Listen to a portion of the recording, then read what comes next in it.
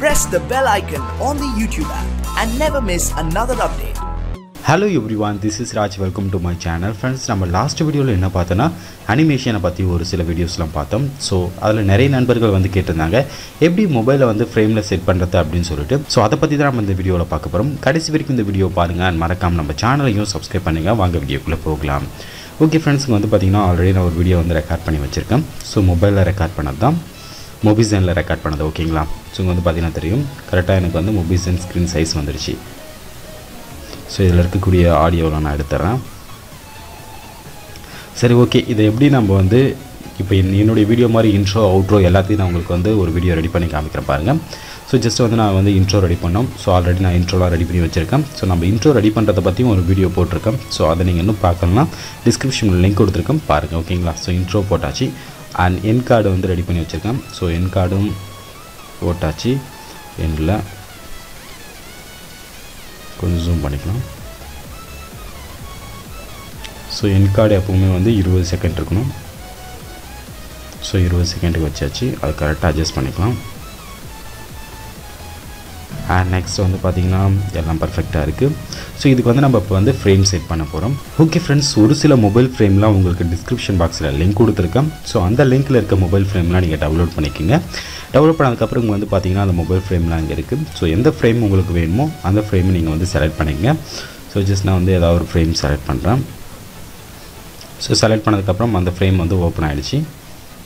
So வந்து பார்த்திங்கன்னா தெரியும் இந்த வீடியோ ஃபுல்லாக நான் கவர் பண்ண போகிறேன் ஃப்ரேம். ஸோ அதனால் அந்த வீடியோ ஃபுல்லாகவே நீங்கள் வந்து ஸோ இந்த மாதிரி எடுத்து விட்டுக்குங்க. ஓகேங்களா? ஸோ வந்ததுக்கப்புறம் இந்த மாதிரி ஃபுல்லாகவே கவர் ஆகிடுச்சு. ஸோ இப்போ வந்து நீங்கள் என்ன பண்ணுறீங்கன்னா உங்களுடைய வீடியோ கொஞ்சம் ஜூம் பண்ணிங்க. அதுக்கு முன்னாடி நான் வந்து பேக்ரவுண்ட் வந்து ஒயிட்டில் செட் பண்ண போகிறோம். ஸோ எனக்கு பிடிச்ச கலர் ஒயிட், அதனால தான் நான் வந்து ஒயிட்டில் செட் பண்ணுறேன். ஸோ செட் பண்ணதுக்கப்புறம் ஒரு பாதியில் வீடியோ வச்சு ஸோ வச்சுட்டு இப்போ வந்து கரெக்டாக நம்ம ஃபிட் பண்ணிக்கலாம் நம்மளுடைய வீடியோ ஸ்க்ரீன் சைஸ்க்கு. ஜூம் பண்ணுறதுக்கு வந்து பார்த்திங்கன்னா Ctrl+, ஓகேங்களா? ஜூம் பண்ணிட்டேன். இது ஜூம் பண்ணதுக்கப்புறம் இந்த ஹேண்ட் டூலை வச்சு நம்ம வந்து அந்த வீடியோ வந்து கொஞ்சம் நகர்த்திக்கலாம்.